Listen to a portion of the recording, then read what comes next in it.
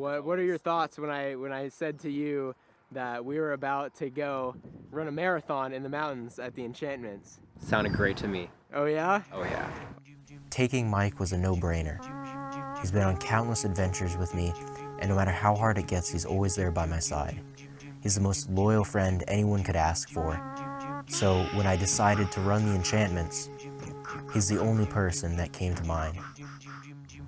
We do it every year to test ourselves both mentally and physically and still see if we're still up to the challenge. And this year we want to run it because we see that as the next level of the challenge. I very much enjoy hiking and adventuring with Devin because he's physically fit, he's disciplined, he's held my life in his hands before, and I trust him to hold it. It is 4 a.m. We just took a little nap in our tent. Mike, how was that little rest for you? Not great. My sleeping pad kind of broke, so I mostly just stayed up the entire time. Ooh, that's not great. Yeah, I definitely only got like maybe 2 hours of good sleep there. Yeah. We are hoping to hitch a ride to the start of the trailhead because this trail makes a horseshoe rather than actually connecting back to where you start. So if we don't get that ride, It'll be an additional 8 miles. off our marathon already. Uphill. Uphill, yes. Don't forget that. So Mike just told me he puked. Okay. Why don't you tell us about that, Mike? I just had to puke. We managed to get a ride from some very lovely people. All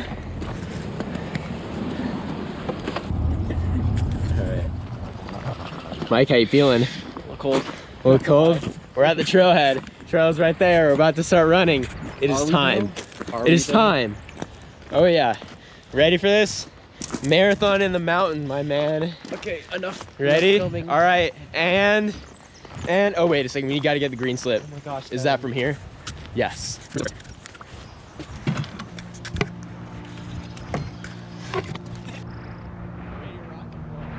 Are you ready to rock and roll, Mike? I was born to rock and roll. The hardest thing to do is always just start. Once you start working on a problem and you really commit to it, you don't just say you're going to do it but never get around to actually doing it. On its own, your mind will start thinking of ways to try to solve the problem. You don't have to overcome a challenge on your own. You can get help.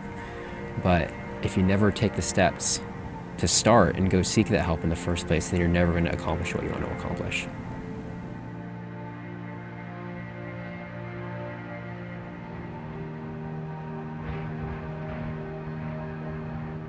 Well, we managed to make it all of about 28 minutes before we had to stop running. We had a reality check when we realized the trail was nowhere as clean and easy to navigate as we remembered. And because of that, we had to slow down and slow to a walk for a good amount of the hike.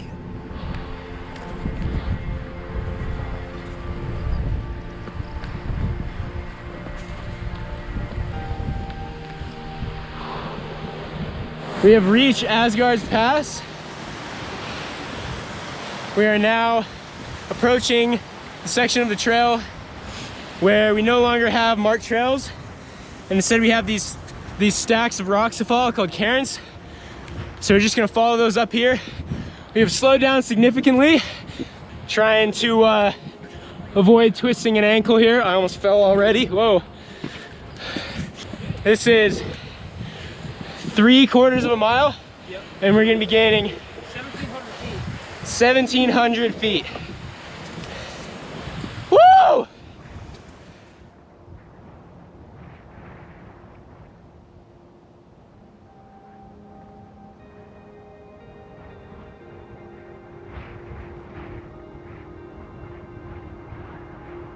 This guy Austin's a pro. He caught up to us and he's just day hiking with a heavier pack. Dying. Straight up dying, man. How you feeling about Asgard's Pass? We'll see when we get there. Nice, nice. Do you think you're gonna make it up? We'll see. Whole trail? On the pace right now, 2 hours and 5 miles. It's a pace. We'll see. Nice, yeah, you got it, man. Yeah.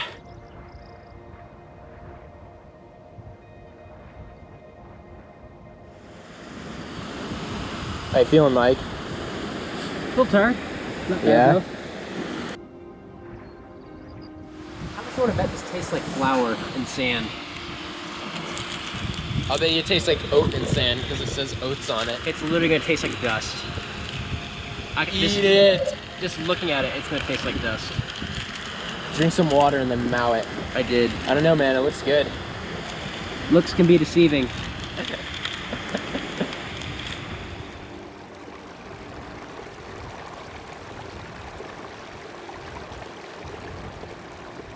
It's like you kind of fall out of your body and into the unknown and just keep going despite not having anything to be able to keep going. It's probably the best way that I can explain it, and that's what I hope to find by running the enchantments. I hope to find that feeling, but find it over such an extended period of time that I will come back having understood it more and be able to put it into words. After we make it up Asgard's Pass and get to see the amazing view of the mountains around us and the valley below us and the beautiful crystalline lake, we're going to feel amazing. How amazing. Absolutely amazing. Just looking down on how high you've climbed and how far you've come. It's really amazing.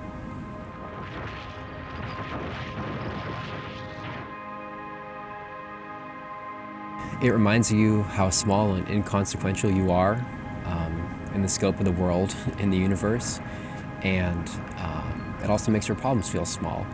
It's nice to just see something so beautiful and to be part of it, even if it's just as someone looking at it and admiring it.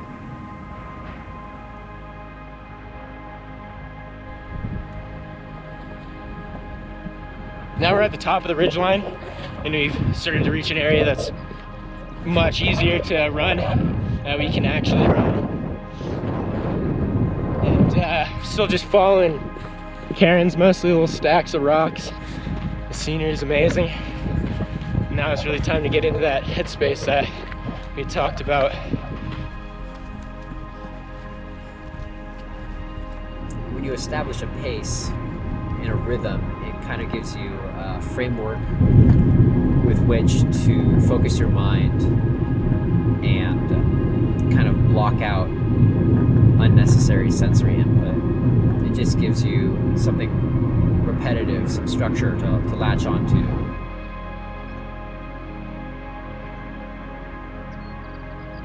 There are times when you want to stop and you just want to rest for a while and maybe not continue on. But if you force yourself to continue, you just might find something inside yourself that you didn't know you had there before.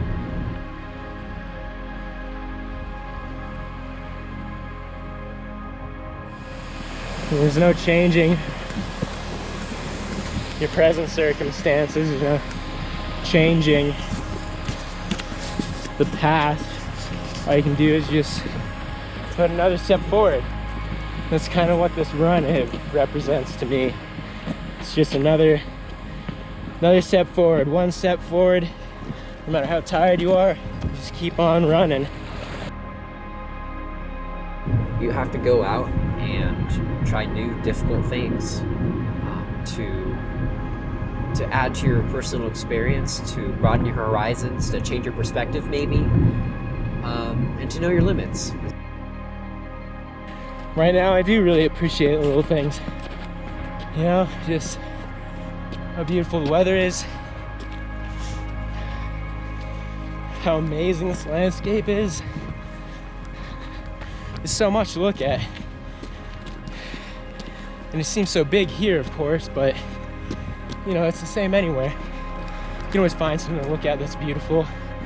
And you can find beauty in almost anything you look at. Sometimes you just kind of gotta take a step back to really realize that.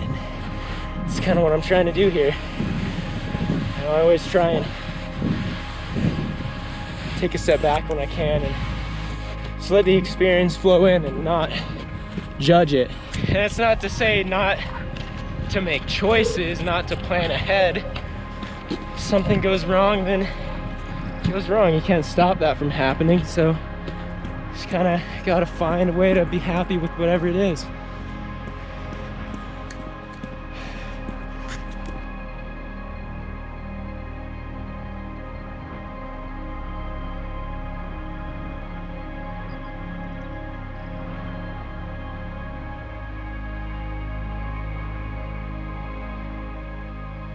I think the hardest part of the Enchantments hike isn't Asgard's Pass. It's the descent, actually, because it's so long.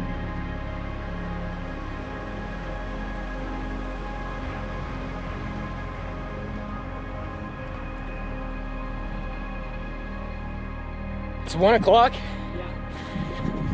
We are out of the core, making a slow descent down to our ending trailhead.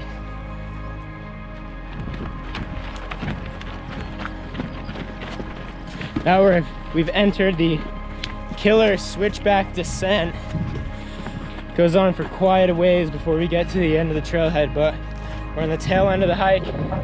We're almost done. We reached the finished trailhead with a time of 9 hours and 13 minutes. It's more than we were hoping for, but it's still a great time and something to be proud of. The hiking and running was tough, but through this suffering, both of us found a deeper part of ourselves and grew closer as friends.